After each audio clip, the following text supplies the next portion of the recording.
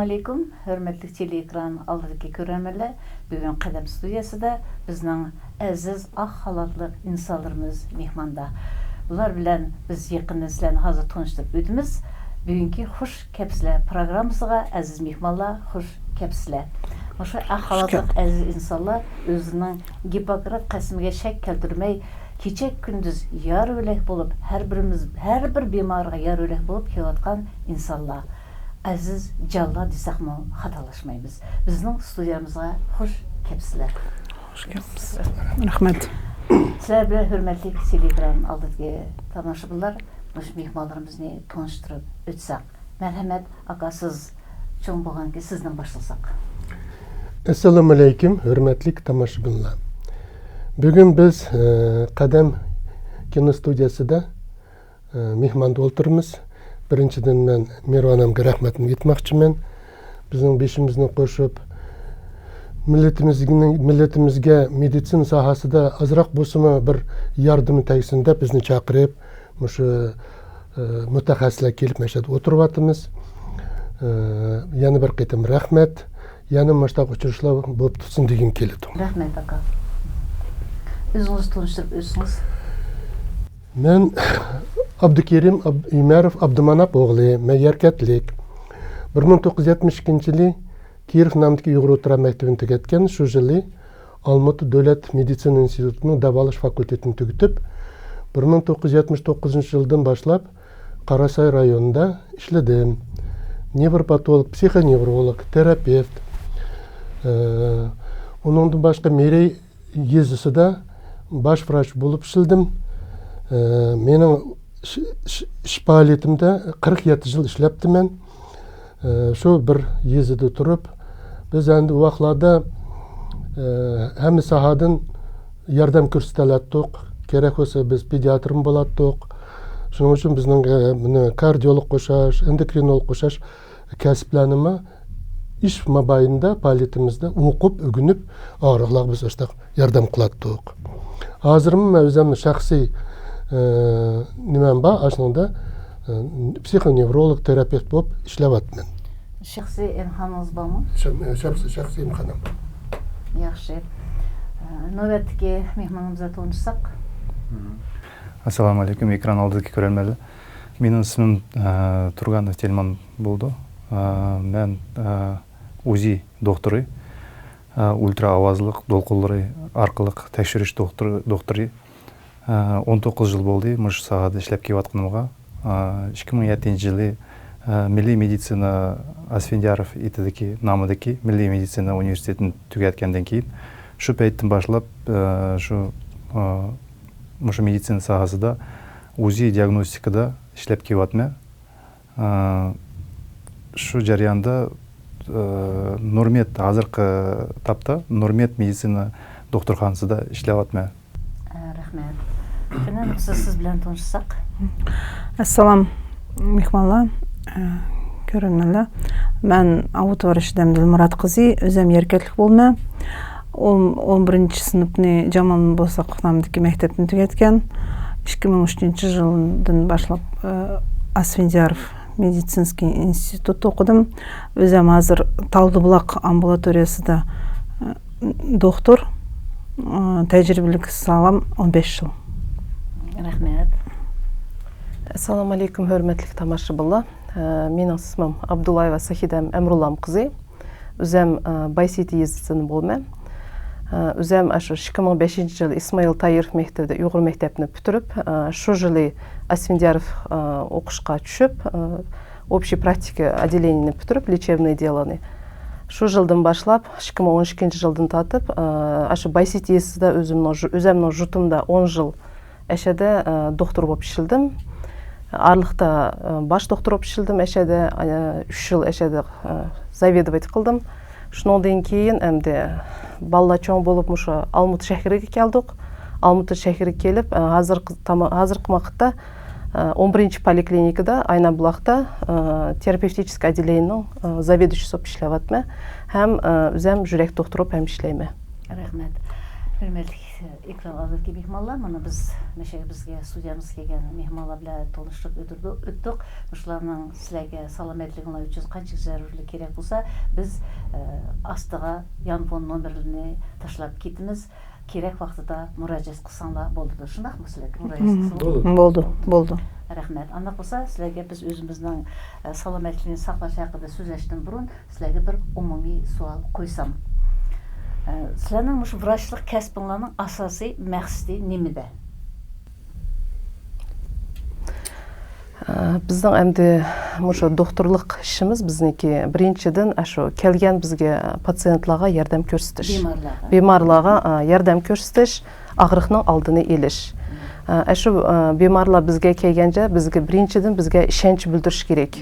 Ular kelgan chog'da og'riqni azaytishga, og'rig'ini davolashga keladi bizga. Biz tarafdan ularga tashakkurlik ko'rsatish. Bizga ishonch bildirish ularga. Og'rig'ini yengillashtirish. Shu bizning maqsadimiz. Rahmat, tushunishlik. Ikkinchi savolni qo'ysam, to'liqtiradiganlar bo'lsa, marhamat. Bo'ldi, yetarli deb o'ylaymiz. Ikkinchi savol endi sizlarniki doktorlar bilan bemorlar bilan orasida aloqanglar qanday bo'lishi kerak? Bemor bilan, patsientlar bilan demoqchiman-da, aloqanglar qanday bo'lishi kerak? Endi buningda og'riq bemorlar bilan doktorning orasidagi aloqada birinchi bo'lgan ishonchi. Endi hukumat mahkamasi ishlayotgan doktorlarga endi o'zining bog'linishligi shayga tirkalgan bo'yicha qabul qilindi. Shuning uchun endi uningga bemorlar o'zlari bordi baribir. Endi hozirgi vaqtda bizda alternativ meditsina nurg'un ayrimlar o'zining doktorligiga ishonchi paydo bo'lmasa, alternativ meditsina bor, yana bir alohidligi bor. Endi qanday joyda bo'lmasin, biz og'riqlarga shu bizga ishongidek qilib ritida ular bilan so'zlashishimiz kerak. Qanchalik og'irligimiz o'tagan doktorlar bemorning orasida yaqin bo'lish kerak, o'tirib paransiyash kerak, samimiy bo'lishimiz kerak. Samimiy bo'lib, undan keyin ko'pincha esinglarda bo'lsin, biz bemorlarni qabul qilganda og'riq bemor bilan o'zi bilan birga-bir o'tirib so'zlashishimiz kerak. Sababi bemorlar o'zining deydigan so'zni boshqa birining yanında dalamaydigan yer bo'ldi. Shuning uchun urug' tuqqanlardan siz ayrim vaqtida alaytan qabul qilamiz. Shuning uchun ishonchi bo'lsa, bir-biriga samimiylik bo'lsa, o'zininki mutaxassisning yuqori darajada bo'lsa, og'riq bemorlar albatta ishindi, ishga o'tirdi, ishonchi bo'ldi. Undan keyin kelajakda o'sha davolashdan natijam yaxshi bo'ldi. Rahmat. Endi yana bir shunday savol qo'ysam, umumiy savol. Участковый врач deymiz, doktorlarning. Shu участковый vrachlar shu har bir patsientning deysiz, mana bemorning uyiga berish hojatmi? Hojat. Berish hojat. Lozim deysiz. Lozim. Rahmat. Aniq bo'lsa biz o'zimiz kichkina qo'shitay. Albatta lozim.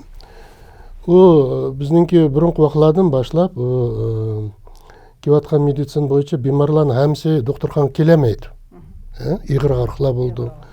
Ayrim vaqtida uni kadab kagizib olgan bilan uningga minishga mumkin ruxsat yo'qdi. Yo'llarda har qanday. Shuning uchun biz og'riqlar uyiga chaqirganda qonun bo'yicha Qozog'iston Jumhuriyatiningki kodeksi bo'yicha og'riqlar uyida qarildigan og'riqlar bo'ldi va poliklinikada doktorxonada qarildigan og'riqlar bo'ldi. Shuning uchun u hojat uningsiz bo'lmaydi deb. Undan boshqa bizning pediatrlarning her patronaj degan bo'ldi. Ballarni, narisida ballarni uyida qarash. Sababi u ballar poliklinikaga kelib qoldigan bo'lsa, boshqa og'riqlarni yuqtirib olishi mumkin. Shuning uchun ularning uyida qarildigan alohidligi bor. Rahmat, tushunishlik deb o'ylayman. Endi aka sizga kardiolog ritida bir savol qo'ysam. Bo'ldi. Endi yurak tenimizga asosiy rolni o'ynaydigan a'zo. Mushuning normal darajasi yurakniki pulsidan qanday bo'lishi kerak? So'qishi, yurak so'qishining pulsi. Yurakniki o'zininki vazifasi deymiz. Meditsina tilayotgan funksiya u yurakning siqilib qonni haydash, nasosni deymiz, avtomatizm deymiz, pulslarni mang'izish. Shunga qarab bu yurakniki ayrim vaqtida 80-ден 85-тен жұқыр болса, оны медицина тілді тахикардия дейміз. О, әгер адам типтеш отаса, 85-тен жұқыр боптыса, яғни о бізге кішкене ойландырды. Мүмкін болшы мүмкін 55-58 болып болса, оны брадикардия дейміз, жүректің соқышы аз. Спортсменлар, мұндан спорт білен шұғылынып атқан спортсменларыныңки пульслері төмен болшы мүмкін. 55-58 болшы мүмкін. Оның қарап, шу жүректіңки чапсан соқышы, 90-ден үйек жұқыры, брадикария төмен болшы, шыныңға қарап жүректің бір халсызлығыны көз тұды. Ашынан қарап, айрым вақтыда біз дейміз, әлбәтті жүректің ағырғы болмышы мүмкін. Айрым вақтыда қалқан бәзілерініңки, ішініңки күчі еш арқысында зоб дейміз, токсический зоб дейді, зәһәрлік. Шу вақылады жүректің соқышы көп болуды. Шының қарап, оныңға әнді докторла, кардиологла болсын, терапевтла болсын, оны қобылқанда, ағырғын қобылқығанда біледі. Ультра ағаң долқылар арқылық ағырқыны қандақ бәлгіләшке болуды. Рахмет, Миран. Ультра аваз долқылар арқылық көп ағырқыланы тапқылы болуды.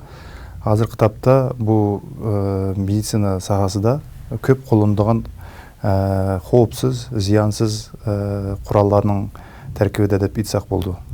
Ультра аваз долқылар арқылық бемарларның беғір, өт қалтысы, бөрек, ашқазан асты безі, жүрек қан томырлары, көк беғір дейміз, тал дейміз, шының ағырықларыны тапқылы болды. Оның кейін яғни сүт безі, қалқан сыман безлерінің патологияларыны еніқ көрішкі болуды. Бемарларының біздің ғамылдар аяланы шедеке әлейлерінің тәрәқиятыны көрішкі болды. Оның кейін сүдік yollarını, сүдік yol досын астыдaki бәздейміз, предстательная железа.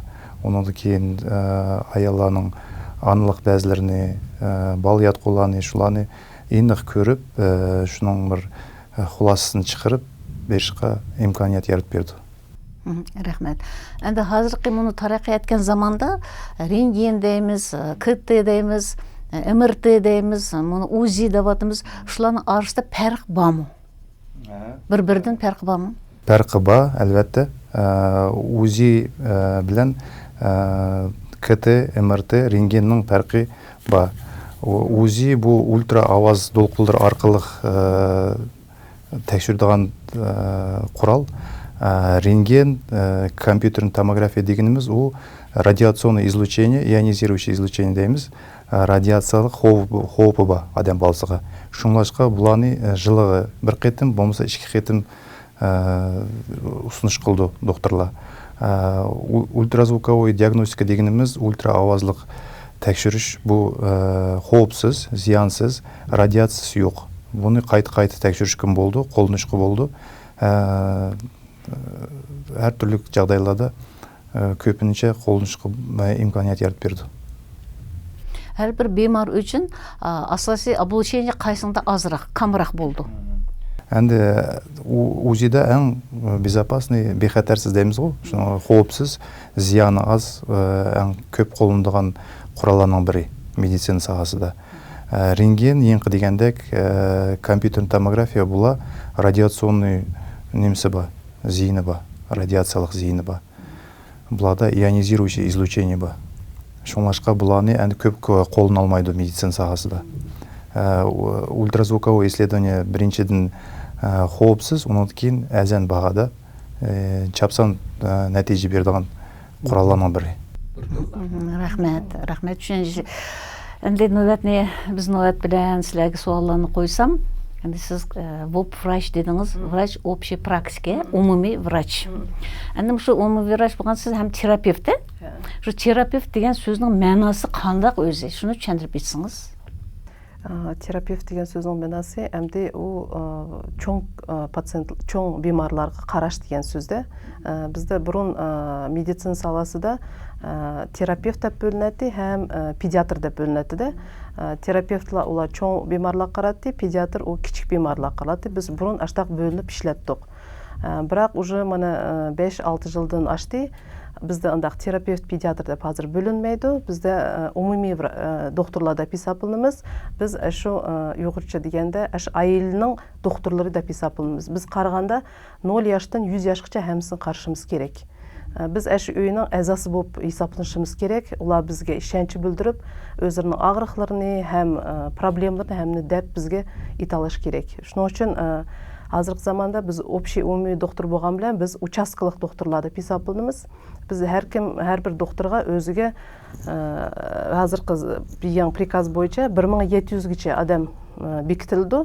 Біз 1700 адамның үйге патронаж жасаймыз, үйді пациентлар қараймыз, олар бізге поликлиникаға келді. То есть бір келгенде бір әзадың балларыма, атанысыма, мамларым, бұларым әмісі бір келіш керек. Біздің әшланы үйі патронаж жасыған жағда, біз бір бағынымызда әзадыке әм пациентларны қаршымыз керек. Айылдық. Әшланы әмісі қаршымыз керек. Рахмет. Шу чақта сіз азыр бір айылының умуми врачы бола алаймын дейсі. Шу чақта шу айылы сізлерге тіркілемді? Тіркілді. Hazırkı zaң бойынша обязательно әрбір Қазақстан Жұмхуриетінің әзасы регистр прикреплен население дейді, РПН. Әрбір әза бір поликлиникаға тіркіліш керек. Оныңсыз о бемарға ешқандақ біз ярдам көрсетелмейміз. Тіркелген адамген hazırkı заманда 0 яштан 18 яшқычан Жұмхуриет өзі осы местейміз ғой, обязательно социально-медицинское страхование дейді. О тараптан 0 яштан 18 яшқыча хамылдар аялларға о тараптан Қазақстан Жұмхуриеті де бика қызмет біз берелейміз. Hem обследованияларыны, кереклік дорыларыны біз оларға бикағы берелейміз. Оныңдың әқсіз. Оныңдың чоң кішілер, уже 18 яшының жұқыры, әрбір бемар, то есть өзінікі осымызны өзі төлеш керек. То есть оның үшін обязательно или бемар ішлеш керек, или өзіге өзі төлеш керек. Шу арылда біз оларға қызмет көрсетелейміз, әқсіз әм обследование берелейміз. Яқшы түшіншілік. Шағазы сіздің етішіңіз бойынша, әргер бір айылынікі әзалдыры сілегі тіркілсе, сілешілігі беріп, башты аяқ бүтін айылысыға қарайсылы. Әгер сілегі тіркелмесе, шыланың страховкасы болмаса, өчағда қандақ болуды? О тарапымы ойланған, тіркелмеген әзалаға біз бірлік еттім қызмет көрсетелейміз. Экстренный ситуация, острый ситуация дейді оны. Hem, например, осымыз yok кішілігіма, біз азыр поликлиникада первичная медико-социальная помощь деп есапылымыз, ПМСП. Оның үшін бізге келгенде, біз общий докторлар есапылымыз ғой, бізге келгенде біздің қызметіміз оларға әқсіз. То есть страховкасы yok осыма, пациент бізге первой помощьны біз оларға ярдам көрсетелейміз. Бізге келіп, ярдам сұрайды, жалпыларын дейді, біз оларға лечение назначать қыпырелейміз. Но бірақ, оныңдың дальше обследованияны осымыз болса, біз әм ситуацияда берелмейміз. Оның әрбір ағырықның өзінекі әқсіз, әқ білен деген бөліндіғіні ба. Шыны үшін hazırkı біздің Қазақстан Жұмхуриетінің пропагандасы әрбір пациент осымызны төлеш. Обязательно. Бірақ о тараптан ма, например, hazır бізді категория социально уязвимый деген категория ба, например, ішсіз, ішлемейді, баллары көп, баллары инвалид дегенлер ба. Ондақларға, конечно, Жұмхуриет тараптан ярдам берілді.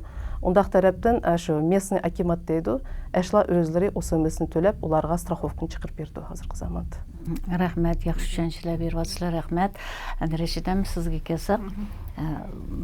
Сіз балаларыныңки докторысыз, балаларын детский врач деп қоймыз, педиатры. Мұшы бала дүнияға келген бала, әнді оның ағырғыны тепіш интайын тәс нәрсе. Бұл тілі білән етіп еткіземейді. Шу баланың ағырғының диагнозыны қандақ бәлгілейсілі? Бала саламатлығын айтты назык вә діқаттелеп қылдыған сәха. Шыны үшін бірінші очередті ата-аналарның бір дәслепке ағырық башланған белгілі болғанда сразу докторға келіш керек. Кәгенде біз приемда балыны бірінші көріміз. Ол жығылғыны қандақ, балының даже қозғылышы қандақ, даже дәм еліші қандақ, әшінің әмісіне тәкшіріп алымыз. текшергенде биринчи ата аналардан сурайбыз, качан бери агырып атыды бала, кандай өзгөрүшлөр байкадыңыз мушу агырык башланган убактында, нем болду деп анамнез деген нем бар, анамнез жыгымыз.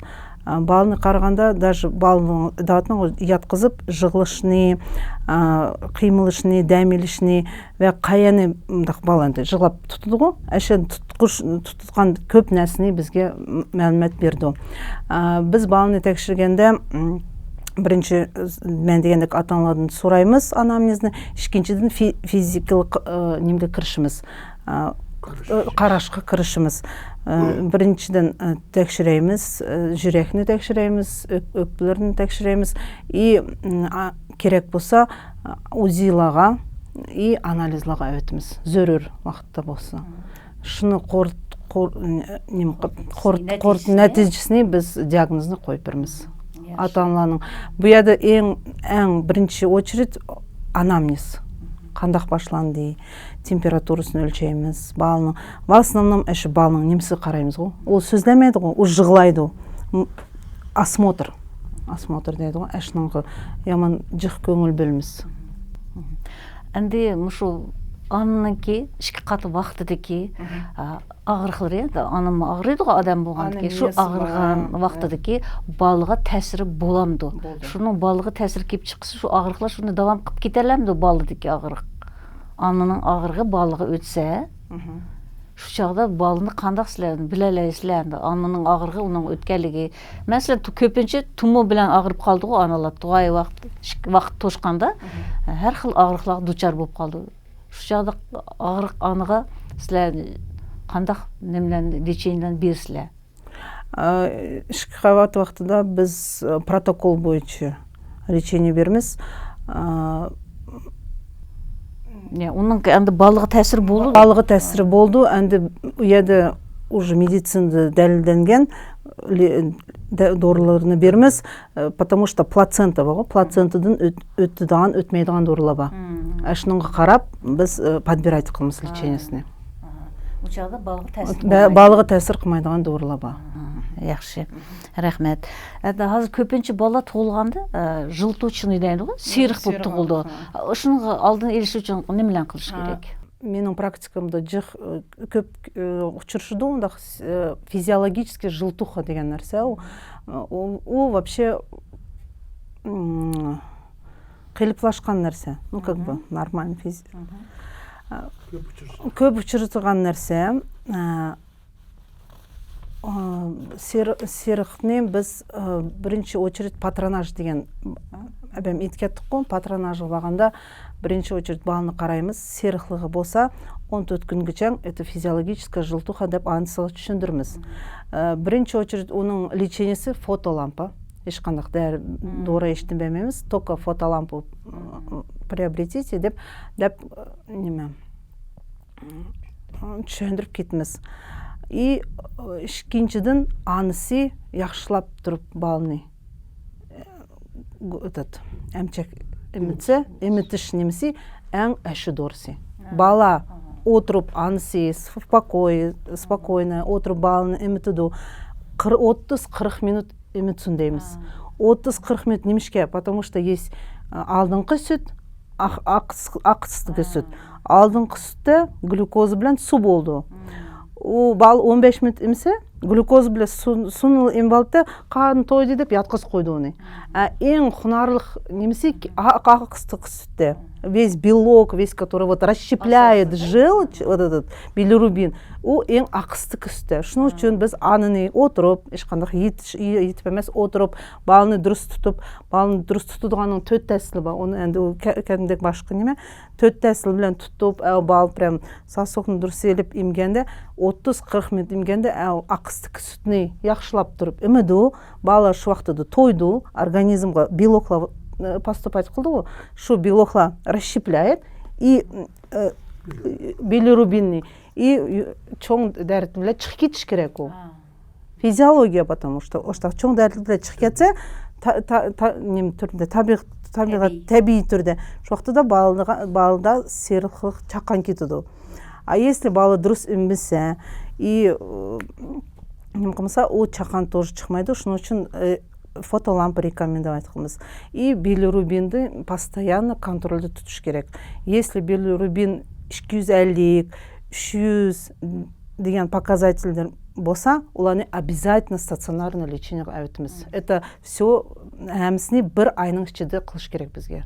Бір айдың кейін 300-400 билирубин болып кетсе, у бірінші очередь неміс үшін біз билирубин қоқымыз. Себебі билирубин у именно головной мозгқа ішчедегі клеткаларға нем берді. Вот азыр аутизм дейді, ДЦП дейді. Мұштың әмісі бір айлық вақтыда дұрыс қармыған балны ушы последствияда 3 yaşta, 7 yaşta проявляться қылды. Даже вот задержка речевого развития аз мода кетті, айшланың әмісі, это все последствия, что бірінші билирубин дұрыс шықмаған нәрсе ушы зәһәрлік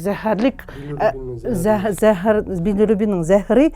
Неміс үшін билирубиннің қоқымыз біз, потому что оның зәһірі именно головной мозгқа әсер берді. Нервная система. Именно нервная система. Да. И поэтому біз бірінші очередь әшінің білән, прям бір айғычан әшінің білән. Интан түшінішілік етіп бәдіңіз. Рахмет. Бұл қарапайым түрде, андақ фотолампа алайлыму, мындақ бір дору еспіремсіз, біз им лишь бы лекарство еспешке. Зачем? Лучше бірінші табиғат, мана ота грудь корми, прям 40-30 минут кормить қысыңыз, сіздің именно поступать қылды питательные вещества. Именно питательный билирубин это природа. Природа. Табиғи түрде ол билирубин шығып кетеді. Ешқандақ фотолампа керек емес, ешқандақ балыға, бір айлық балыға ешқандақ доры керек емес. И ол өскен немесіге, даже балы немшкі кәш сөздейді дейді ғой азыр. Вот әшінің әмісі әші билирубин, немленің зәхіри. Демекші бұғыз билирубиннің тәсірі интайын күшлік. Күшлік, да. Шының үшін әшініңға кішкенем яқшылап тұрып қарса, көңіл бөлсе яқшы. Если балы сер қарақ болса, обязательно динамикасты билирубинный биохимический анализ прямой, непрямой деген ба, әшланы қараш керек. И плюс қошымча цитомегаловирус деген біле алмыз, омы кішкенем вирус қаршы. Әнді бұл hazır сіздің етіп атқаныңыз hazırғы заманауи түрдегі бемарларны, туылған баланы сақлашла. Әнді біз бия кішкене өзіміздің милли тибабәтшілігімізді қорсақ, бұрынғы туылған баланы аныла күннің құяшының нұрғы қой дәтті. Шу ашы тоғры му? Азырқы фотоламп, әнді азыр ондақ прям ятқызып, біз современный өткеттік қой. Бұрын заманауи тәсілінің бірі азыр фотолампы деген. Әші фотолампа, әші күннің нұры. Әші күннің нұры. Тәсірі бір. Тәсірі бір. Яқшы, рахмет, яқшы үшеншілер бұл. И фотолампа дегенді ip қойып, балыны 5 минут жатқызып, яғни ондақ болмайды. Суткысыға 12 сағат етіш керек бала. Ұзақ, Ұзақ. Например, ятқызсыз, әшінің әмісіне мен пациентлерімгі дейме, дневник. Маған прям езіп әйтіңа, қанша сағат ятты бүгін? Мана 30 минут ятты яз, 5 минут ятты яз. Şu vaqt yatqanda kiyimlerle yatamdı? Yo'q, kiyimlerle yatmaydı. Көзін yapıdı и ешіндірді, полностью ешіндіріш керек, малны и половые органы дейінші. Половые органы yapıdı. И дневникни обязательно сорамя, потому что ой, біз алдық лампыны, біз уже ят күн яттық, мана техчан серік, потому что сілі дұрыс ятқызмайсылы. Сілі маған прям дневник еспіріңла, мана қанша сағат яттың? 12 сағатықшан етіш керек бала лампыда. 10, ну хотя бы 10. Біздің сөйіппетіміз шындақ яқшы қызқарлы болып бетіп атыды. Мен мұшу келген докторлар білән, нөбет білән суалыны қойсам. Ака енді сізге кесақ, инсульт вә инфарктның арысығы пәріқ немеде? Онаны қандық бірішкі болуды? Алдыны ерішкі боламды? Мен бірішкі суалын сізге қойып еттім. Инфаркт деген өзі неме? Инфаркт деген жүректің инфаркты болды? Миының инфаркт болды? Инфаркт деген сөз атеросклероз деп, мұшы біздің тамақ ешімізге бағынышлық, жисмани ішлігініміз бағынышлық, атеросклероз деген сөз. Атеросклероз деген май қан томырларыны май бағлап кетіш. Бара-бара қан томырла кичігілеп кетеді. Шу вақтыда, айрым вақтыда, мұшы қанның түртчілері дейміз, тұйықчілері дейміз. Ула ашы майла боп келіші мүмкін. Я аяғының астыдaki веналардан болышы мүмкін. Я жүрәкті парок ба адамларынки әшәлердің бір кичикен бір немесе шығып, қанға шығып та қан арқылық, артериальный қан арқылық беріп, ең бір кичикен я, осал бір яда, қан томыры яман кичик бір яда, ұшы қан неме тұйықчы тұрып қалды. Сгустық дейміз де, қанныңки баштақының қан. Әгер тұрып қалса, үйіқігі қан маңмайды. Қан маңмағанды кейін, үйядекі клеткала, үйядекі тоқылмыла өліді. Мана мұшы инфаркт деген ашу. Әгер ол мейді тұрып қалса, мейніңки инфаркт мейніңки дейміз. Жүрек өлсе, жүрек инфаркты деп атылды. Шу вақтыда инфаркт дегеннің сөзі, қан томырын епіп келеш, үйіқідекі қанның ұяққа меңші тоқтап келеш. Қан томырларында. И шөйәге определенный бір мұхим бір яныңки клеткілері тоқылмыры өліп кетеді.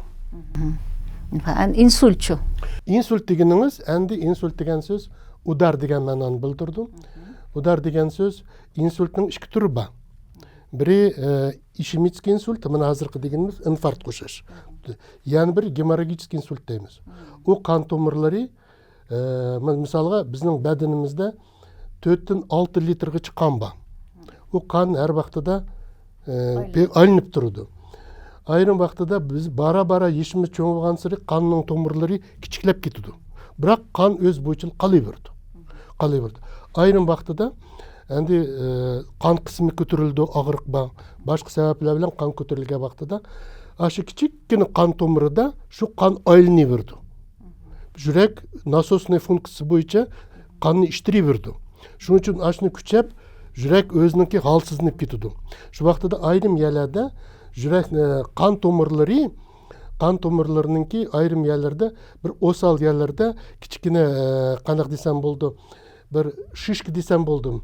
Машинның резинініңки шишкілер шыққандек, қан томырла аштақ көпейкеді. Оны аневризм дейміз. Шу аневризм ерліп кетсе, о жүректің болды, қан томырда, мейдің болды. Шу вақтыда о аневризм ерліп кетсе, шу қан мейініңки тоқылмысық кетеді. Әсәби нервный системаны құрды. Шу вақтыда бұны кровоизлияние, қан кетіш деп атайды. Бұл әті геморрагический инсультке ятыды. Бұл еғір әхваллады. Шының үшін біздіңкі асасы мәқсітіміз шыныңға еткізмешілік керек. Өз вақтыда қан қысымыныңки көтерілмәсі үшін әрекет қылышымыз керек.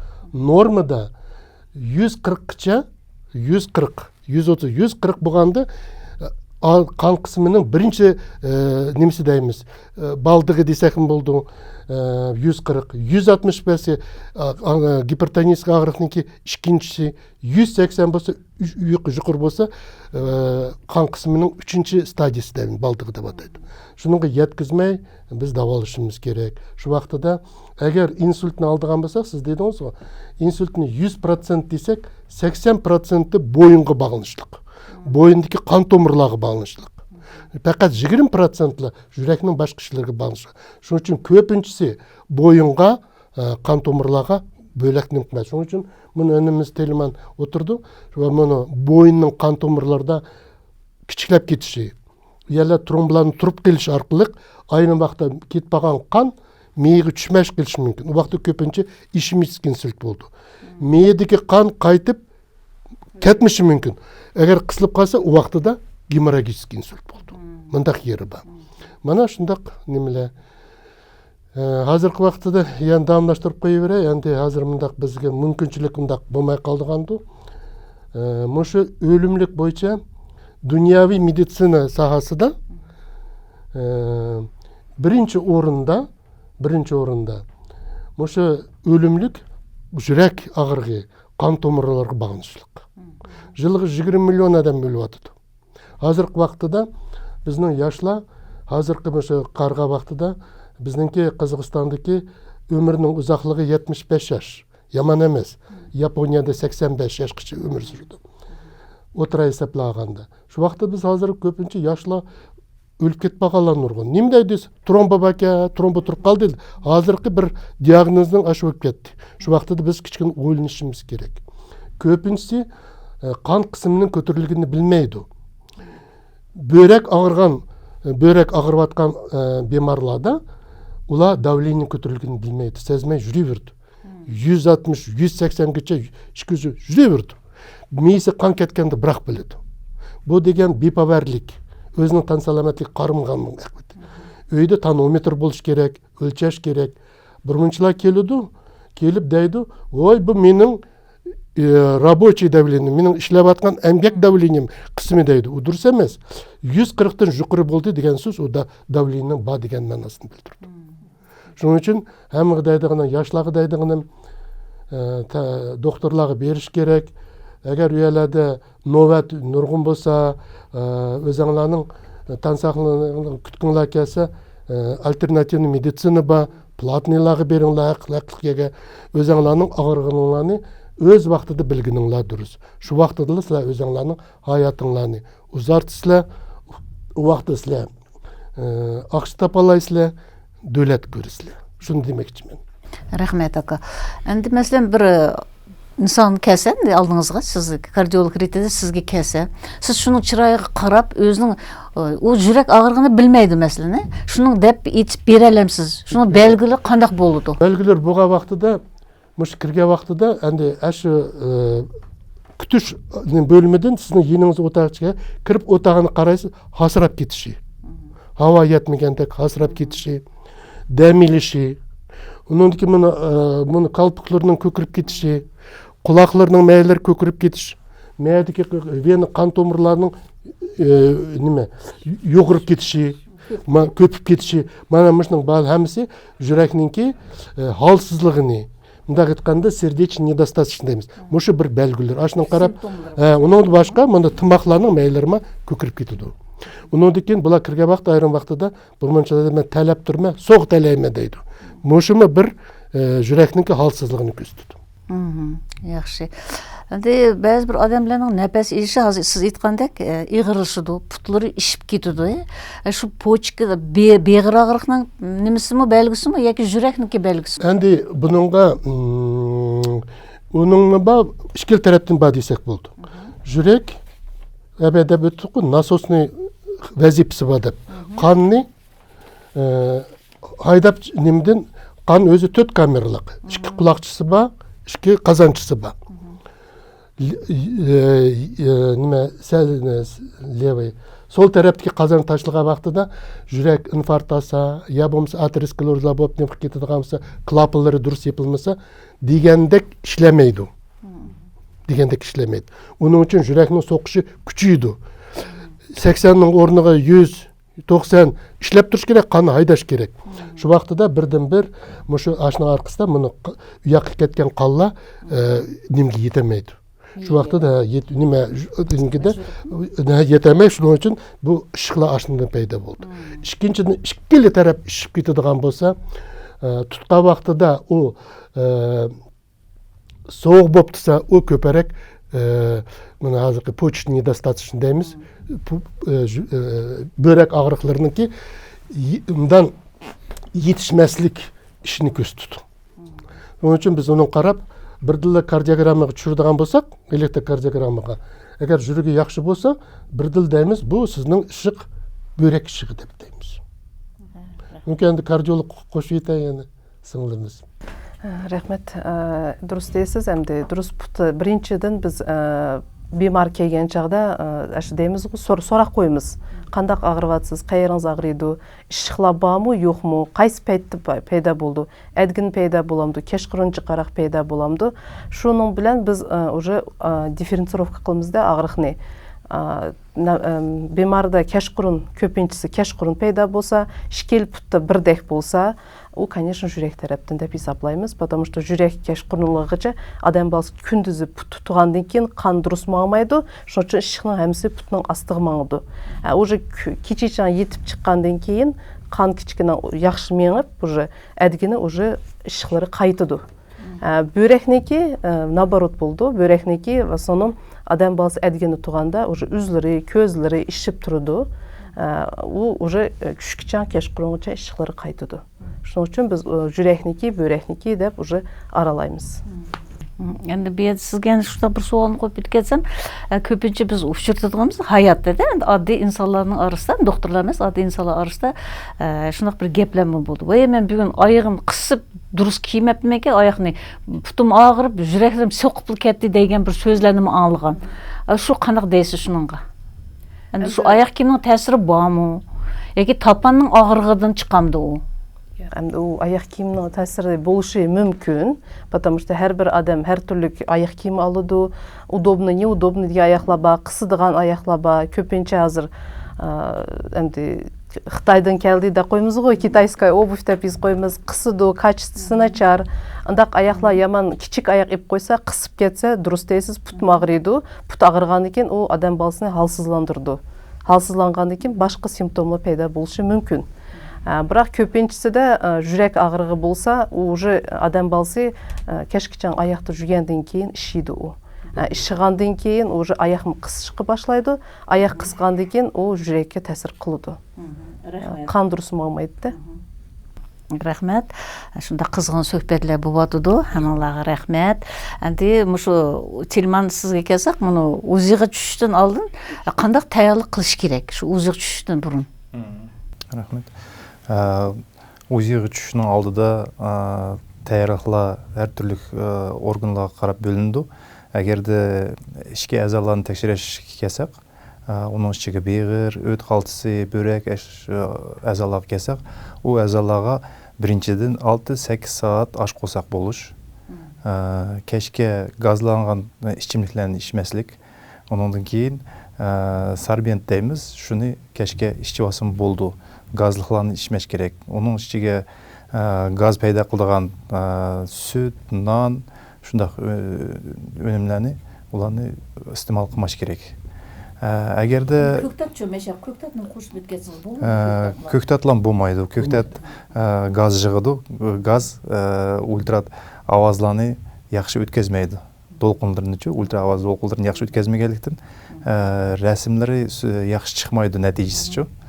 Әнді ішкеншісі тәйірлік кесек, әгерді досындарын тәкшірішкі кесек, сүдік yollarını тәкшірішкі кесек, оныңға беймарла 1 саат алдын су ішішке лазым.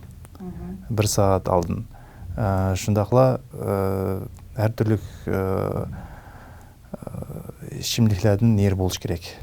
Шыныңға тәйірлік қылып, досын тошқандың кейін кіріп, нәтижесі яқшы болды. Рахмет.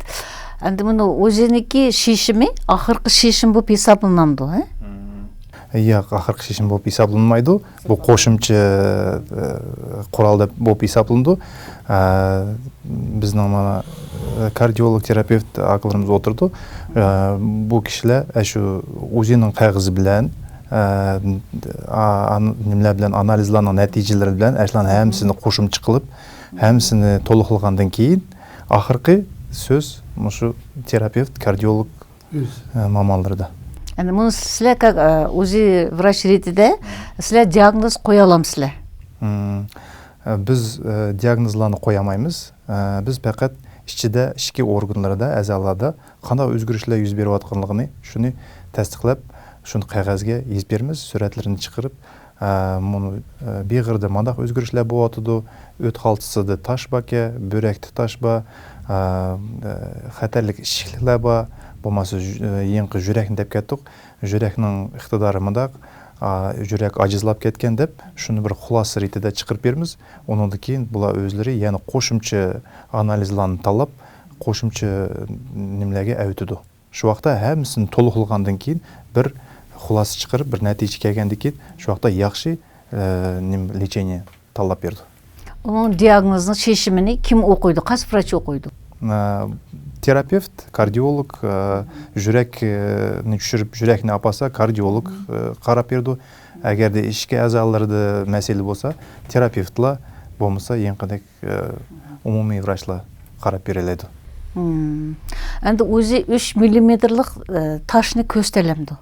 Әлбәтті көстелейді. 3 миллиметрдің жұқыр, 3 миллиметрдің төен болса, 2 миллиметр олар көстетмейді яқшы кө. Қанчы миллиметрғысы болышы керек? ташла 3 миллиметрден жуқыры һәмсін яқшы еніқ көрелейміз. Немге аппаратқа бағылнышлық, әгер заманауи яқшы аппаратла, қазір біздің заманымызға лайық аппаратла шунда яқшы чықып атыды. Әшланың немнің біздің тәжірибесіге бағылнышлық, специалистінің тәжірибесіге.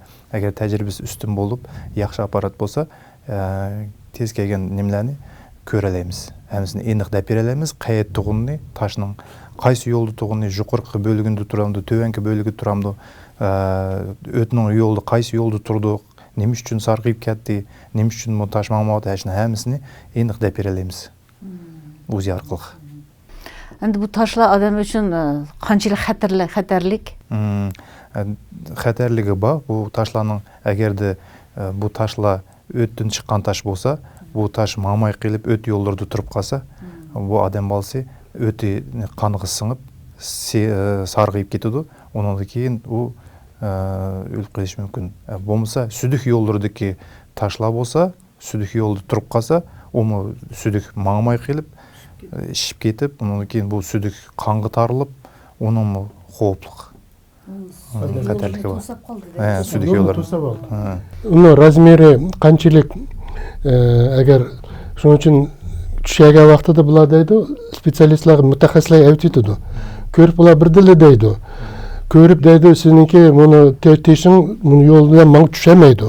Шының үшін операция қылмыз деп, нем қылды, хирургларның немесі болды, кеңіші болды дейдіған. Дайын дұрыс.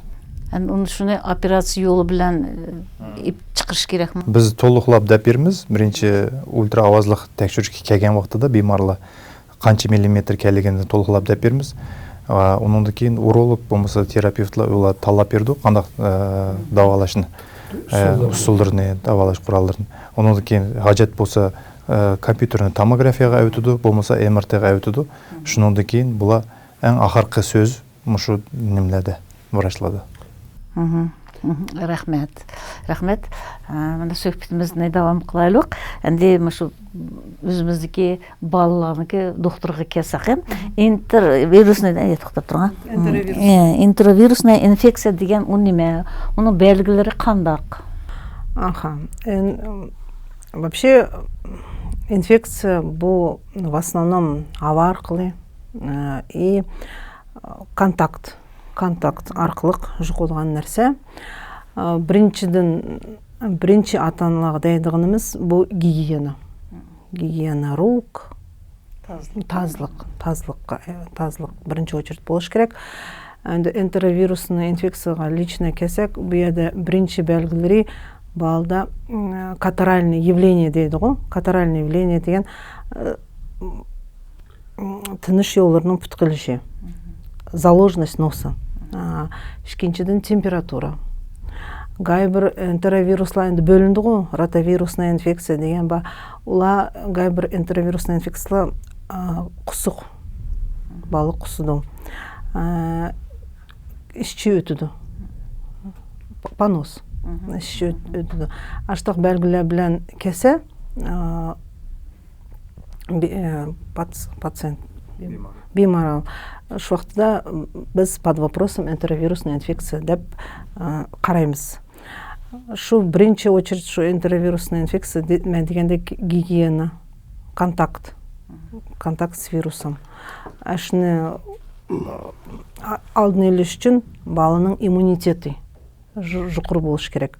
Иммунитеті бірінші очередь оның не обязательно дорла білен, а банальный. Үйдекі немлі білен фрукты, мөвлі, овышла, тамақлынышы. Азырқы көрватсы қанақ бала тамақлынды. Көрінген нәрсін евірді. Әшіні атанлаға жекіп дейміз. Бірінші очередь иммунитетіне доры білен емес, сілі өмір қарапайым үйдекі нәрсін тамақта білен көтесіңла болды. Самый очередь питание болды. Питаниесі дұрыс болса, у иммунитет өз жылы вырабатывать қылды.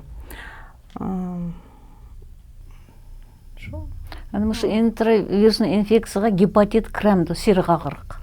Шуңа ятамды. Энтеровирусный инфекция кірмеді, но инфекцияның бір түрге кірді.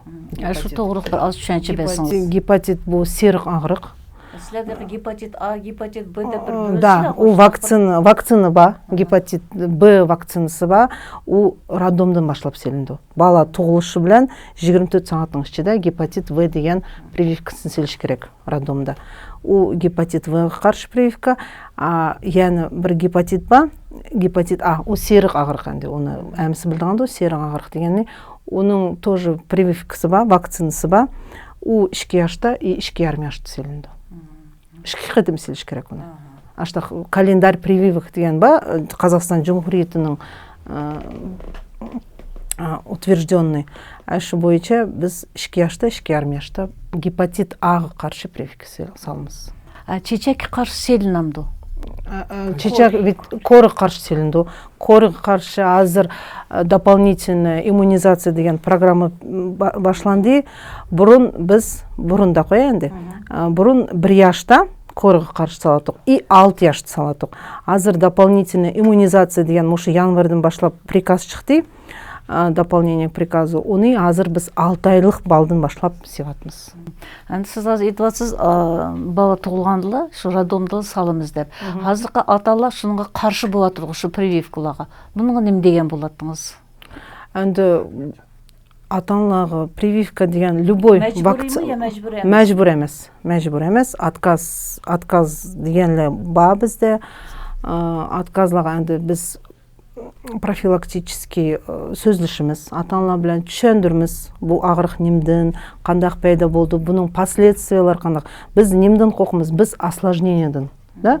Например, кор біле ағырды бала, да, 5 күн ағырыйды, температурасыны түшірсіз, сып кетіді, оның 5-6 айдың кейін немлер болды, последствиялар бар.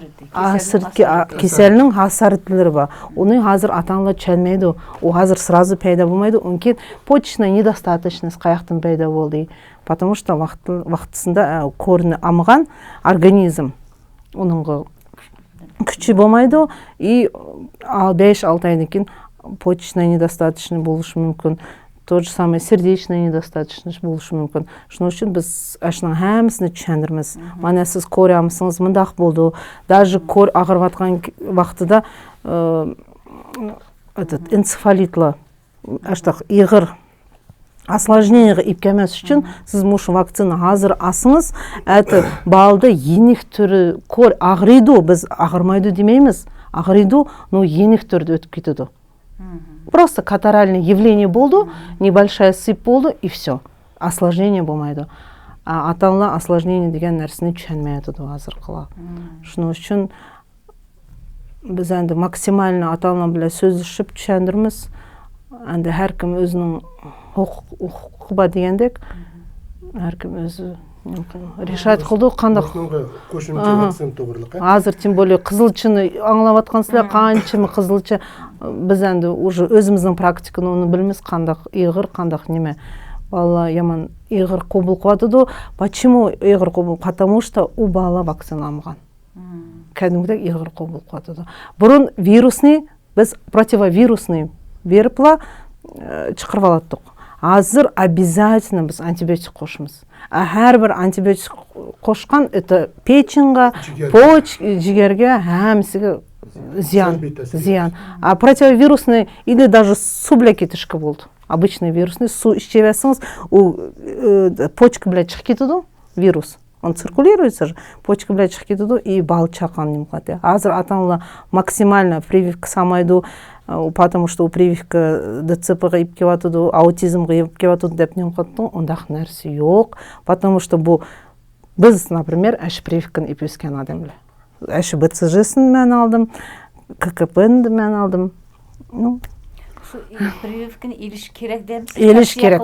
Еліш керек. Прививканы еліш керек. Бірінші очередь, мұны иммунитет дәйсілі ғой, иммунитет төмен. Потому что төмен ребенок әші вирусқа қаршы шықамайды. Әу іштегі хоть прививка сасақ, әу вирусқа қаршы шықыды. Потому что адамның организмда әшінің антитела разрабатывается. Понятно, да? Мы ведем организм в малых дозах. Ашу ағырықның бірі ба звесь кішіккені немесіне яман аз адам дозасын кіргізіміз. Оның да бірі болды трик микроплар. Яңбір өлік дәпнім қылмыз. Триклан кіргізгенді ойлап еқін бір ағырық бізге жұқыды. Қандақ түрді жұқыды біз білмейміз. О шыншылық оны құтылдырып шығыш керек. Әніңді кішкене зонын үшет дейсәкім болды, қанчық үшеті кірген досы, ашының арқылық ол адамның ішінде оның қаршы иммунитет пайда болды. Ашының қиліп ұлшытты, вирус білен встречаться қылса, сән менің тонышым деп, спокойно. Енік түр ағырсы ма? Енік түрді. Сән маған тоныш дейді, вирус, потому что вакцина алған едім. Сән маған тоныш, соның үшін мен сені енік қиғыш алмадым. Мұшыл сұлғаны сізге дағам қысам. Әнді чоңлам азы вакцина салды, тұмылаға қаршы. Шұла қандақ, бәзілі салды, бәзілі қаршы. Әмді қазір біз чоңлағы салдыған вакцинамыз әр жылы салмыз, күз вақтыда салмыз, оның өзінің вақты ба, период иммунизация дейді. Ол біз в основном чоңлаға гриппке қаршы салмыз. Грипп бол вакцина салмыз. Ол асасен біз салдығынымыз чоң кішілік салмыз, 65-тен жұқыры. Длительный хронический заболевания дейді, өпк ағырықлары, сахарный диабет, жүрек ағырықлары, қан қысымының бала, кичік балалар, который иммунитеті төвенде қазір дегендек, иммунитет кичік балалар тоже улағы салмыз, хамылдар аялларға салмыз обязательно оны. И в основном контакт жық болдыған әші өзіміздекі медработниклар салмыз. Ол обязательном порядке селіндіған вакцина. Ол мәжбүри әмәс, но бірақ біздің Қазақстан жүмхін ашынчелік возможность берватыды біздің қалыққа, әшіні әміні бесплатны севатыды, оны сағыны дұрыс. Потому что у вакцина сағандың кейін келечекте, шу жылы ағырға халетті ма, бірлері даже мана бізді әр жыл алдыған чоң кішілеріміз ба, әр жыл кеп өзір келіп алуды, біз алдыңғы жыл ағырмыдық, ағырсақ мы енік өткетті, то есть ол ағырық асқынмайды.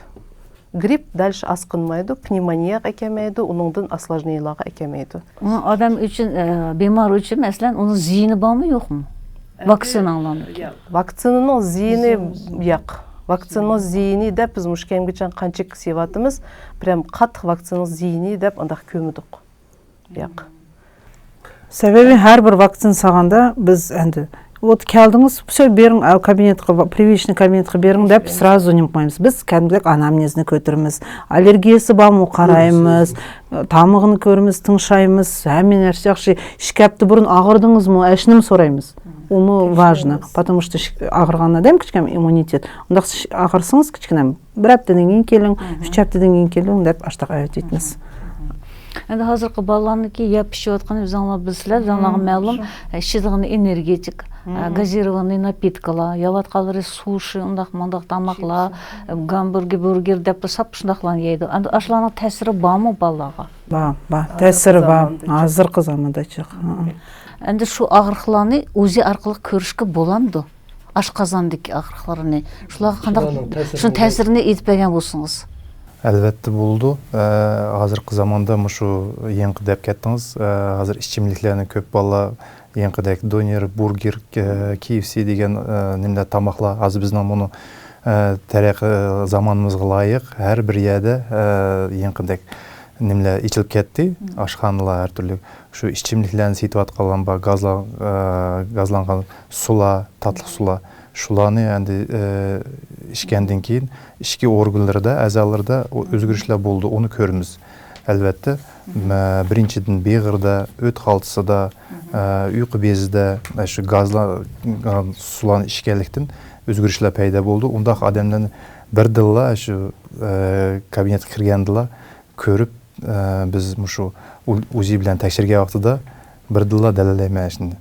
Сіз қандақ тамақылын ватсыз, дұрыс тамақылын атамсыз, яқы болмаса начар тамақылын атамсыз деп, әшіне әмісіне мен бір дыл деп берелейме, қарапла, ішке әзалары қарапла. Немішке дейсіңіз, чүнки оланың ішке орғыларда хел өзгірішлер пайда қуатыды. Әнді тамақылы етқаным ашқазаны идеп көстіп берелемен дағатсыз.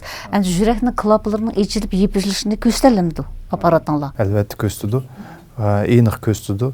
Оның бемарлағы көстіп, өзіміз бемарлар біздің бөлімче кірге вақтыда өзінің алдыда экран болды, менің өзімнің алдымда монитор бар, шуны әмісіні көстіп, мұны клапылдырың мана мындақ ешіліп атыды, мындақ епіліп атыды, мұны клапының дұрыс епілмеді, мұны жүргіңнің қуеті төәліне кетті дегендек сөзлерін дәп берелейміз. Нәтижесіне қолығы тұтқызып, рәсімдерін шығырып, шындақ берелейміз де. Азыр мен шу яны қошымчы етіп кетсем, мындақ бір өзіміздің бір рәсімдеріміз бар. Азырқы заманға лайық аппаратларды түшкен, мана 3D, 4D, шындақ яқшы мана сүретлер. Әлейінің сүретлерін көгін болды. Мана мұштақ сүретлер баланың. Әлейлерінің қосақтық әлейлерінің немі қылып, немі қуатқыны әмін біздің көріп тұр. Әмін көстіді. Қанша айлық вақыт дейсіз? Бұл 7 айлық вақыты әлейлерінің. 30 әптедеп дейміз, 30 әптеден башылап, мұштақ толық енық көрелеміз. Қандақ қалпығыды жырығы ба му, yok mu, кендік оралған му, оралмаған му, кендік артериясы арқылы қандақ қан беру атыды, шулан әмісіне амылдары аяллағы дәп сөйлеп берміз, әлейінің тәрәқиятыны шындақ толық етіп берелеміз. Әдім ұшы еңі толған баланы өзіғ түшәген боламды? Қанша айлықтан, яки яштын? Әлбәтті болды, мана бал доктор дәп берелейді, еңі толған баланы педиатрлар, біздің педиатрлар өзіғ әуітіді. Біз баланың 5-ші түшіріміз, нейросонография дейді, медицина неміз тілді. Онан кейін жүрәклерін түшіріміз, жүрегі де нұқсалла ба му, yok mu, шын тәкшіріп, шын дәп берелеміз, толық дәп берелеміз. Ама жиын тұғылған балын еке, мәселен, парок, жүрегінің парок дейді, шыны қандақ білісіләнді оны ке? Оны қандақ алдын ерішқы болды, бұл ең тұғылған балы тұса, шындақ қандақ кейін ештім, оның пәкәт педиатрлар өзлері әуітіді. Әвәткенде хирурглар ба, кардиохирурглар. Шуны қайсы вақтыда, қанчылық айлықта операция қылышқы тұғыр келемді. Я өз-өзден епіліп кетемді, мұнда қиялдар болды. Бірақ мұны өзі, қазіргі вақытта бұл өзі әкімет интайын чоң бұны. Өзі мұны бұны көстіп бер. Бұл бұрын қақлады, біз шлеге вақлады, өзілер йоқты. Біз шулар дәвірлән өткен. Фақат біз рентген арқылық, стетоскоп, фонендоскоп білән тыңшаш арқылықла біз диагнозны қояды. Қазір мұны ініміз деген санап береді.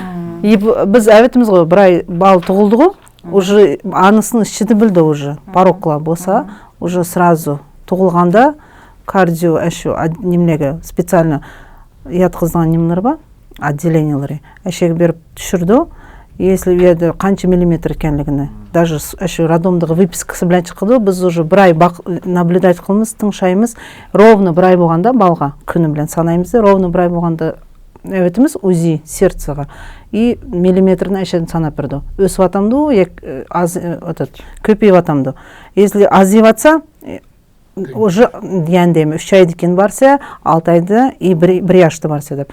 Көпейіп атса, уже кардиохирурглар білән қабәді отырмыз. Мана мұның балының көпейіп атыды, нем қылмыз сізге әветіміз мұ, о салмығыны сұрайды, обязательно операцияға елі үшін салмығы подходить қылыш керек. Осыға динамика білән наблюдать қылмыз. Бір яшқышан бал, даже епіл кетсіма, бір яшты обязательно өзіға әветіп, немді тұтымызды, контрольді тұтымыз. Азырқысын әшінің дәп қойсыңыз. Өзі ясыға вақтыда айрым ағырықлаба, шындақ яқ немішке. Бұл бәрінің қысында аңылығын дұрыс қой. Айрым ағырықлаба. Глубокий шундақ врожденный патологиялар бағу, шу вақтыда өзі раздайды балы туғышқа рұқсат жақ деген. Шу тоғыры кішке етіп атсыңыз, я? Онда өзеді дейді 30 неделеді уже. Бұрынарақ қанша неден білгін болды ашы? Әгер мен сіләнің суалыңлан тоғыры шәнген болсам, әгер бала анының ішіде ағырықчан, бір кеселігі doğru кесе, шыны дүнияға әкілішкі боламды, яки болмамды деген суалы ғой? Әбәк сіздің суалыңыз ғой, врожденный порокның алдыны елішқа боламды деген бұл. Әші суалдың дәлшік кеп атқан вақия. Hazır davatqandek bizde hazır pregravидарный подготовка деген ба. То есть аял киши, айылы, ең құрылған айылы, әр киши, аял киши, біріншіден айылы құрғанда, ола бал тапыдығанның алдыда 6 ай бұрын, 3 ай бұрын келіп текшіріш керек. Азыр әшніңгіма возможность ба. Оның әмісі хақсыз. Анализлерым, прегравидарная подготовка деген ол хақсыз. Оның үшін тоже ОСМС-ін төліш керек. Оны келіп өзінің анализлері ба, генетический даже анализлері ба керек болса. Әшлан өткізіп, уже 3 ай 6 айның алдыда аял келіп анализлерін тапшырып, тәкшірініп, уже әші хамылдар болышқы тәйірлік қанда, әші фолиевая кислотаны өзім ішчеді 3 ай бұрын, әр кішім ішчеді, ішкісі білі ішчеп, шу вақытта біз әші врожденный порогның алдын алалаймыз. Шының үшін бізді аял кішілерге дейдіғініміз, фолиевая кислота нем үшін назначаться қылды, әші врожденный порогның алдыны иліш. Әмді о аял кіші хамылдар боқалды, кәлді, бізге қазіргі заманда уже аял кіші 8 неделіғычы келіш керек. Уже білді, учет тұрдығанға, уже білді, что хамылдар болғаны біліп, уже 8 неделінің алдыды кәсе, біз о кішіне 12 неделіғыча скрининг өткізелейміз. Әші бірінші УЗИ дейміз, әшін өткізген чағда шу вақытта балыда или аял кішінің өзінің хронический заболевание дейді, туғышқы болуды, болмайды деген ситуациялар болды аял кішілерде. Балыдым әр түрлік врожденный глубокий пороки дейміз, шу вақытты болса, біз әшу балының туғышының алдыны елішіміз керек. Шу вақытта вопрос о прерывании беременности шу вақытты тұрды. То есть бала чоң болып кеткічен, срок өсіп кеткічен, шу вақытчан біз уже прерывать үлгішіміз керек. Ол біріншіден анығым енекчілік, әм балығыма енекчілік. Ол балыны hazır жықындақ ситуацияларымы яқ мен бошыны мен біз дүнияға әкелміз дегенге біз тосалғы қыламаймыз. Hazır ындақ принудительный деген ешқандақ ештім жоқ. Әр бір өзі әркен, әркім өзі решать қылдыған нәрсе о. Ындақ ситуацияларда әмде әм последствиен біз түшендіршіміз керек. Ындақ ситуациялар бәк жық. Дақлай жық. Қосымчы жоқ, аш программаны өтіду. Бал көтегенде 12 неделі өтен разъяснительная работа дейді ғой енді азыр аштық. МДК деген комиссиямыз бар специально. Чәндіріш ішілеріміз. И мұшы беременный болғанда МДК комиссия бар бізде. Өзім тараптында қой, өзім тараптын. Бізді МДК комиссияға апырмыз. Мұштақ апысым бамы, ері бамы, әмісіні отағызымыз. Мұны балды мұндақ. Сіз тоқсыңыз мұндақ, деп чәндірдіған ішланың әмісіні чәндірміз. Гайбырла көніду. Действительно, бізге еғір келдіке, әті не только им, әмісіге еғір келдіке, мұндақ қаршалай деп прерыванияға еспірді. Гайбырла яқ деп, оған бланкі ба специально әші отказының әмісіне. Қаршылық, біз қаршы, сіләгі ешқандақ ештім қыламаймыз, ондақлағы әнді біз ештім қыламыз. Хорошо, азыр демократия. Мұш атылған ауырқыларының әмісін сіз УЗИді көріп ит аламыз. Етсіз? Сіздер кәттіңіз, үш түрлік, үш дәрежесі ба, оның бірінші скрининг, ішкенші скрининг, үшінші скрининг деп бөлінді. Әші бірінші скринингтің башылапла, біз балының қанақ тәрек етіп атқаны әмісін толықлап дәперіміз.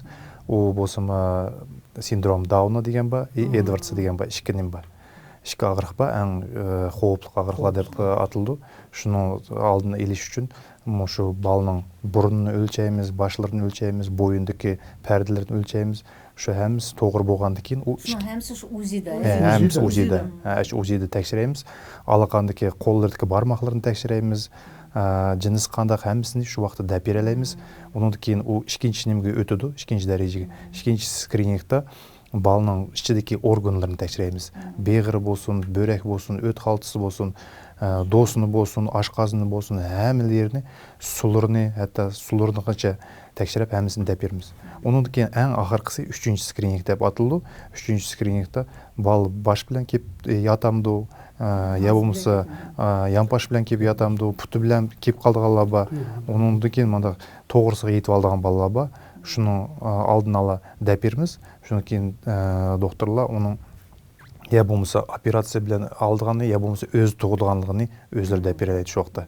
Əgər də bal dürüst yatmay qalsa, onu çoxum ki operasiya qılıb aldı. Əgər də öz doğalaydığı halətdə bolsa, özünü şu nimsiga yetkizib, özünün srogaga şu vaxtda boşandırdı. Bir ayalını мәсәлән кесет кылдысызлар го. Шу канча кетим кесет кылышка рөхсәт? Әнде у заң кылып бошандырсызлар? заң бойынша өзінің определен у заң бойынша мында 2 кетим болду, 3 кетим болду деген yok. Чек yok. Тугут белән тугутның арлыгы кам дегенде 2 жылдак болуш керек. 2 жыл, 3 жыл болуш керек. Шуңгача болуш керек да. Мындак буныңга мындак бер чеклеме yok. Караң Мирвана, мен бүгүн шундак бер сезгә рәхмәт. Mana bunu Рашидан педиатрга сыңлымыз шундай яхшы вакцина тугрылык этип кетти да. Шуны мен бер кишим кошумча этип койсам. Яхшы болот. Мүмкүн мындак мүмкүнчүлүк hurmatlik тамашбинлар булмайдыганды. Энди караңлар, Совет вакытыдан башлап чечек агырыклары, дифтерия деген агырыкларның, башка агырыкларның шундак жукумлук агырыкларны фақат вакцина аркылы алдын еліп біз адамларны кутулдырып калган. Совет медицинасыныңки бу тараптан интайын жукур болды.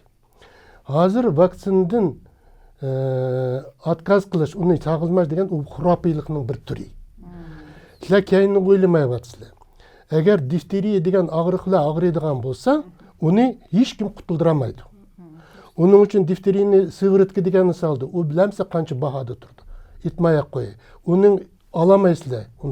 Şunun için mana misalga gripke karşı vaksini sağızmısanlar boludu. O fakat özünüzün tan salametligi yaxşı bolsa, sport bilen şugullanıp bolsanız, onunla sizge ya ballar bilen işlemgen bolsanız, o gripninki sağızmısınız boldu. O gripninki fakat abey sınırımız itip ketdi. Определенный bir халқы нем кылган нәрсе. Бирок муну вакциналадан интайын кыйын. Полиомиелит деген вакцина бар. Эгер у полиомиелит билен эгер азыркы биздинки бир Совет Союзда биз бурун чегара епикти. Биз эч жерге чыкмадык. Биз мушу Совет Союзунун ичинде кайнаттык. Азыр бүткүл аламда биз меңип атабыз. Меңиш деген туруш деген интайын нургун. Eğer ellaba bizden turmuşu intayın načar ellaba. Eşelegin bir vatsızlar. Eğer poliomielitninki aşı jukun ekildiğen bolsa, bal ağrıydiğen bolsa, bal fakat invalid oldu. Manamay kaldı. Şunun için mana muşu sizlerinin hazır turupla sağızmayımız, ondak kılmayız, mundak kılmayız deysizler, o durus emas kırındaşlar. Sizler kulağınlarda tutup, mana bizning men özüm doktor, ballarımның hemmisi vaksin ağan. Muşkemgiçe nevrilerim ba aldı. Men hazır muşlaga eğer şunçak sizlerge uçaş bolsam, sizlerning nimeňlarni nim qıp sağızmıgan bolsam, men uxlamıgan bolar edim. Bu intayın howpluq iş bu. Bu sizlerge atkaz kılış, yani bir qitimda qurrapiylikning bir belgisi. Kichkina ko'zni içip anlık buluş gerek. Şunda qo'yay degandim. Undan mana singlim gepatit to'g'riliq etib ketdingiz ku. 5 turli gepatit bor.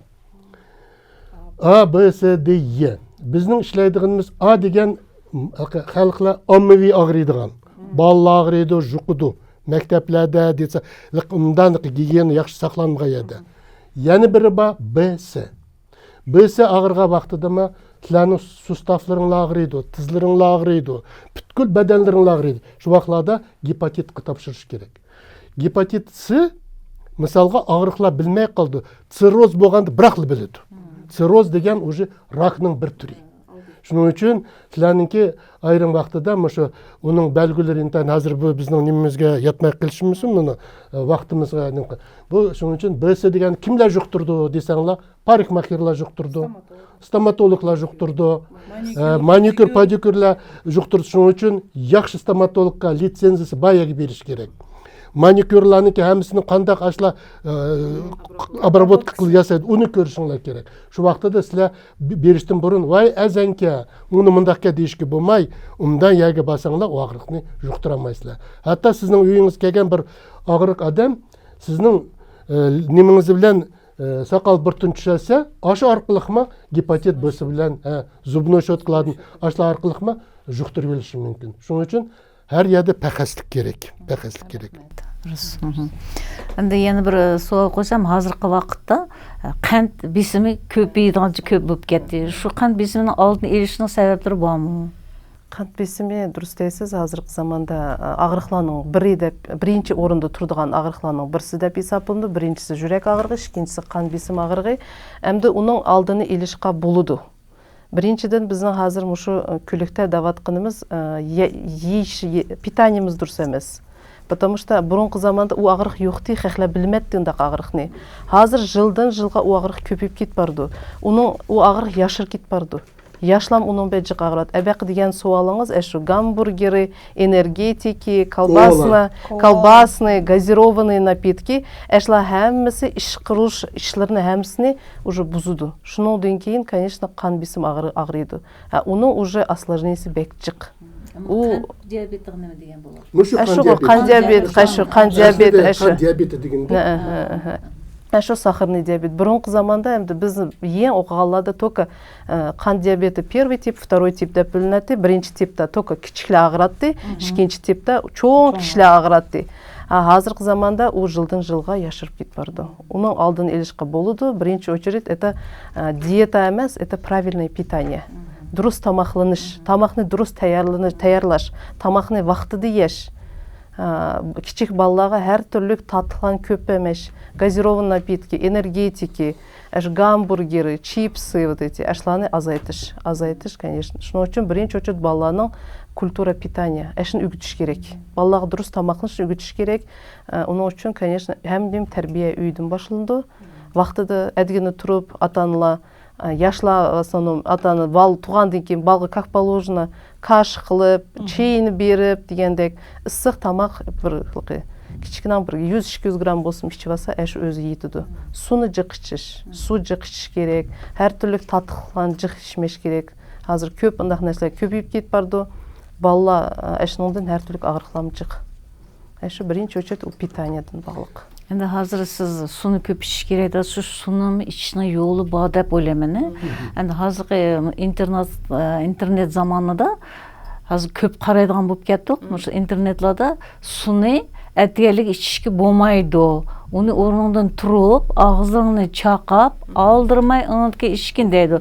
Бәзілер ысық су дейді, бәзілер ылман су дейді, бәзілер қайнақ су дейді. Şu қайсы дұры тоғыра. Әмді менің немем дұрыс дейсіз, әдігіні суны ішіш керек. Адам балсы біз 90% судың тұрмыз, конечно, суны ішіш керек. Әдігіні туғандың кейін, бір 10-15 минуттың кейін олтырып, тұрып әмес, суның өзінің ішішінің қайдысы ба. Ылман су ішіш керек, соқ су болмайды. Соқ су ашқазанға егір келді, ашқазан воспаляция қылды. Қайнақ суы болмайды. Қайнақ суны көп ішіп жатсыма, қайнақ чайын көп ішіп жатсыма, онкология деген ағырықлар көпейіп кетті, әшінің тәсірден болды. Шының үшін суны ылман қып ішіш керек, комнатный температура дейміз. Отырып, кішік жұтым, глотками дейді ғой, аста ішіш керек. Оның өзінің қайдысы ба, дұрыс дейсіз. Сәл ылман болған дұрыс. Үйінің температурасы да соқ болған болмайды. Әнде hazır бадыла көп болып кетті, бізде бадыла көп кетті. Şu бадыланы қанша яштың башық бешік болды баллаға, чоңлаға, сіз балланы етіп өтің? Әнде бадыланы тоже жық қолынышқын болмайды оланы, потому что любой бадыла печень. Қосымчы витаминлар ғой? Витаминланы әр түрлігі бар. Қандақ таярланды. Әр түрлігі бар. Витаминланы әнде бір айға берелейміз. Бір ай ішіп. Например, витамин D азыр. Мода болып кетті де қойычы. Витамин D тапшырып, әмсі витамин D әшланы әнді бір айға берміз. Профилактический дозлары ба, лечебный дозлары ба, әшланы қарап берміз. Бірінші балға витамин D-ға анализ тапшырып қозымыз. Анализдің көрсеткіштерін көрміз. И профилактический дозда бір аймен 3 айның артысын берміз. Кейін яны анализін еп көрміз. Дұрыс болса, пока тоқтытымыз. Миронем, сіз қапы болмысыңыз, мен мұны сыңылымыздың диабет тоғырлық деді ғой. Мүмкін мұндақ мүмкіншілік болмайды. Қапы болмайсыз, 2026 жылғы келген вақтыда бүткіл әлемнің 14% сахарный диабетлен ağrıydı екен. Ойлап екен. 830 миллион адам. Оның да 30% ağrығын білмейді екен. 240 миллион адам ağrығын білмейді. tamamen 60% davalanmaydı eкен. Көрдіңіз бе қандай цифрны? Қазіргі уақытта мен оқығанда кафедра эндокринологияда 2030 жылы әрбір 4-ші адам қант диабеті білен ауырады деген бізге нем берген, құласы берген шындақ. Көрдіңіз ме? Әр жылы 5 миллионға жақын адам диабет білен әлемде өтеді. Жүрек ağrығының ки инфаркт болушының бірден бірі мұшы қант ağrығы. Мұшы қант қазір көпе даваланмайды ғой.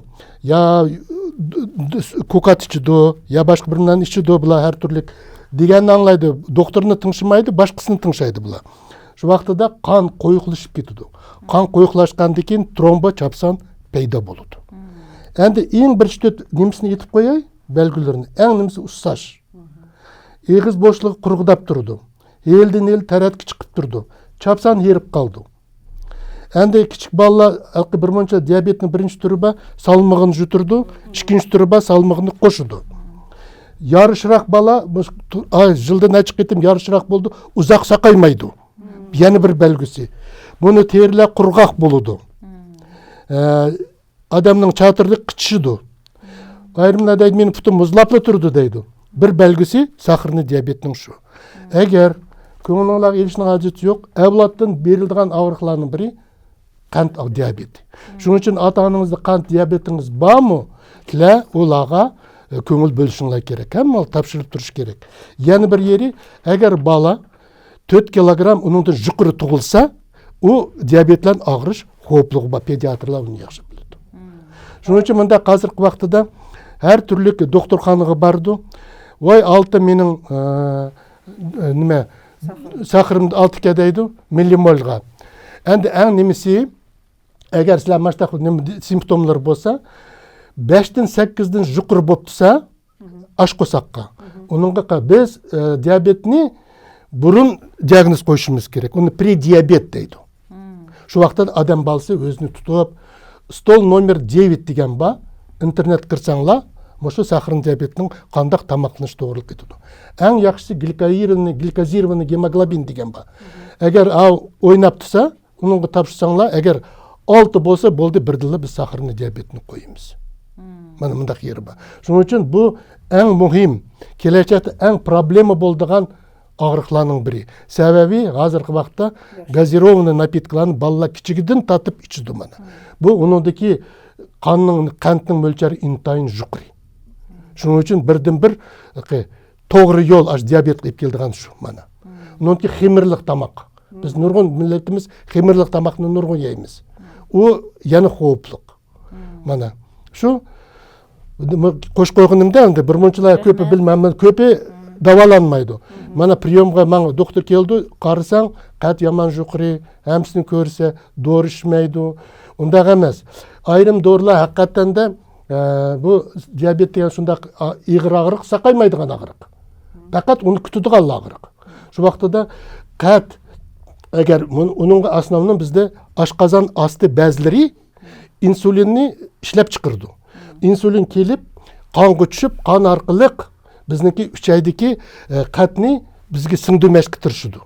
Біздің таблеткаларымыз ба, аш 3 айдекі қатның сіңмәш үшін сіңдімәй тәрәтін чықырып етуді.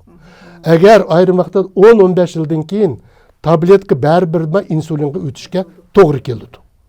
Şu vaqtda insulinga o'tish orqali sizlar o'zinglarning umringlarni uzatadamizlar. Onunga ko'paygan tinchimaydi.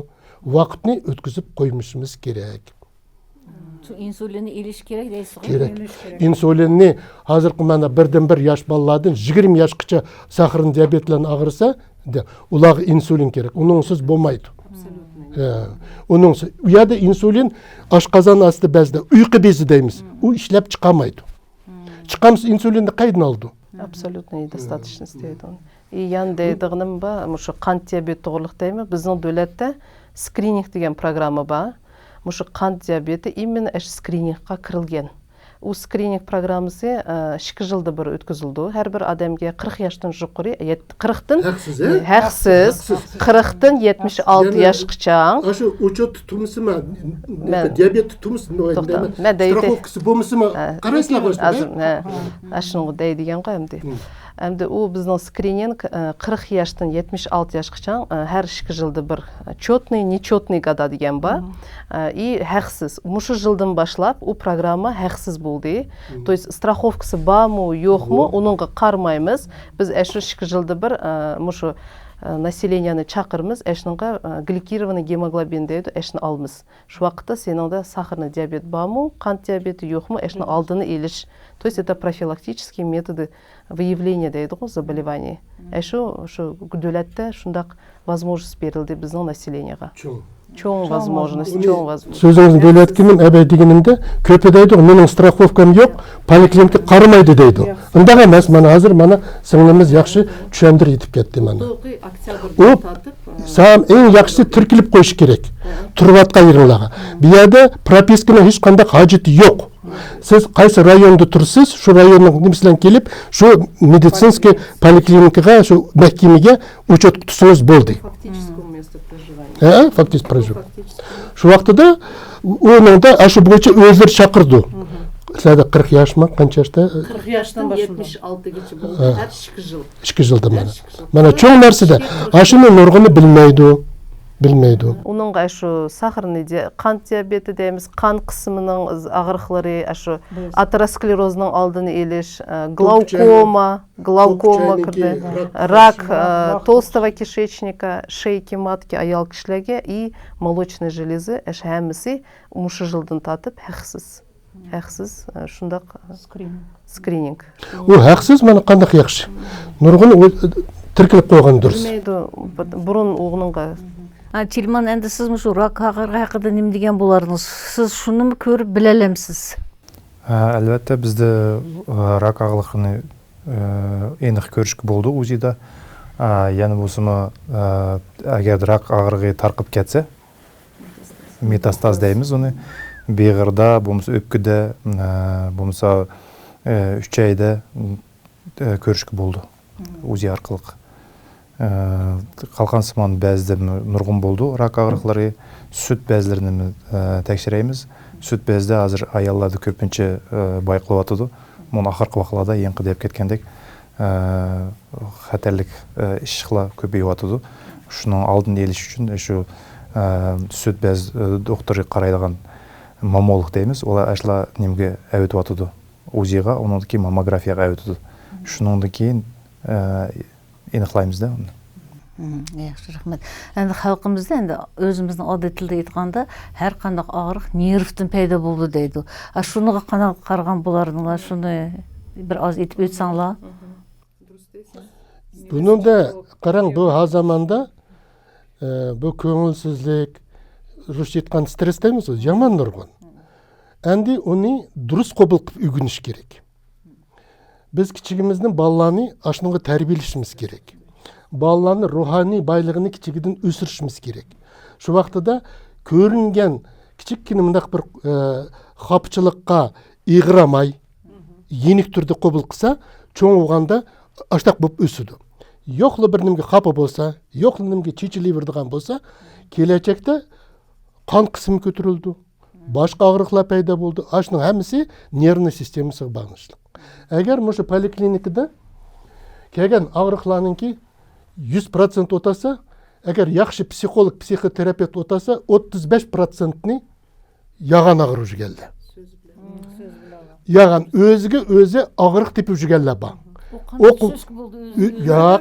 Әйәдің оқиды, мұндақлы оқыса, интернет оқиды, оны біледі, досты деді, ағыныс деді, ашла қарап, менің аш ағырық кәді докторға беріп, тәкшіртіп, ақыркен ештің болмай шықты.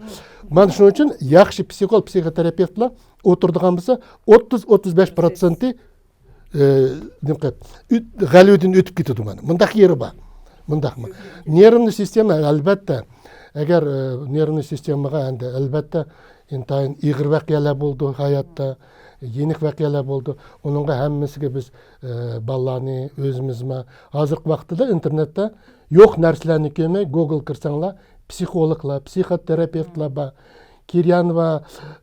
Анна Кирьянова деген интайын яқшы психологла ба, Google'лад. Кіріп ашлан оқыңла, көріңла. Өз аңлам үгінісілі, балдарыңланым үгітісі. Шу вақтыда адам сәуірлік болды. айрым вакытта диндик адамдар немишке сәвірлік десеңлар, олар шундaq берілгенде, бізге қарғанда, олар кичкене сәвірлік нем болды. Біз чечилип турган адам, әр нәрсеге ачык кеп турган адам, яман кабыл кылып турган, ичиде саклайдыган адам, адабат саклайдыган адамларда бу агырыклар, улар немени ип келди десеңлар, көрәмәсләр. Ашказан агырыкы язын ип келди, сахарный диабетне келди, панкреатитне келди. Mana мушулар панкреатитларына келди. Чисто ашы агырыкларны акыстылар. Енді шундайлар яны бір докторлар бар, мен енді бұрын білеттім. Может, тымаққа қарап, баясыз дегенде, көзге қарап, тыллаға қарап, ашла итпірді, ашла қанақ дәсілі шу, ба ма шында хақиқат ма? О ағырықның симптомы дейді, әр бір ағырықның бәлгісі де, әр бір ағырықның өзінің бәлгісі ба. О hazırım бандақ докторлар, енді біз өзіміз күнді практикада көріп атқанден кейін, біз уже бемар уже ішіктен кіргенде, біз уже сыртқы шәкілі қарап, уже депрелейміз. Бледность кожных покровов дейді, желтушность кожных покровов деп, әр түрлік высыпание, всякие тымақларының өзгерешлері, әшініңгі қарап, біз уже көзлерінің шығып кетішлері, щитовидный железаның yoğurup кетішлері дегенде, біз әшініңгі қарап, уже предварительный диагноз дейді, әшінің қойып, әшініңгі қандақ тәкшірішілер өтіш керек, қанда анализ беріш керек, қайелер беріш керек, әшілерін езіп, әшініңгі тәкшіреміз бемарланы. Ол дұрыс дейсіз, hazırымы әштақыл ішлейміз. Yaxşı, Бұл рахмет. бәлгілерде ол. Belgilere. Biz vaxtımız məndə xiliyə yetib qapdı. Bugünkü biz bilən müşdə qızğın söhbətli boğununlağa, özünlərin qimmat vaxtınlarını bölüb kəyinlağa, həmənlağa mən çoğundan-çoğun rəhmət və minnətdarlığımı bildirmən. Qədəm studiyasının namıdın və şəxsi özümün namıdın sizlərə köp rəhmət. Mən bir ümid qoysam, Әнді мұшыны интайын яқшы, Мерванам сізге көптен көп рахмет. Сіз арқылық мен ішкі сіңлім білән, інім білән тонышып қалдым. Сіләнің коллективіңла білән тонышып қалдым. Рахмет. Еліме ішләміз. Бір нәрсіне етіп қойай, жүрек ағырғы. Да айтқан ишемическая болезнь сердца дейміз, грудная жаба дейдім. Шының ки өзіңла диагноз қойсаңла болды. Үшлі нәрсеге көңіл бөліңла. Артық салмақлық, қысымның көтеріліші, 140 холестерин жұқыр болса, мұшын үшіжіге қарапла, біз сеніңда жүрек ағырғы бак едіп дейміз. Мұшыны немлі тұтываса дейменші, оқырмәлі. Алдын еліп, өзіңла беріп, мұш үш нәрсігіл көңіл бөлсеңла, қағанны онадекен врачла нем қылды. Онда башқа меніңке, мұшы пәйтім пайдылынып, мұшы Qadam studiyasiga rahmat etkim keldi. Texmi rivojlanib, endi kelajakda bizningki mushu Qadam studiyasiga hamiya bo'lib, yordam qiladigan qarindoshlarni chaqirgim keldi. Shundaqla men o'zim mening maqollalarim, meditsina sohasidagi maqollalarim Eli vadisiga, undan keyin Aziya bugun gazetiga, shundaqla intizor jurnalda chiqyapti. Shu gazetlarga yezilib o'qib qo'yishinglarni so'rayman.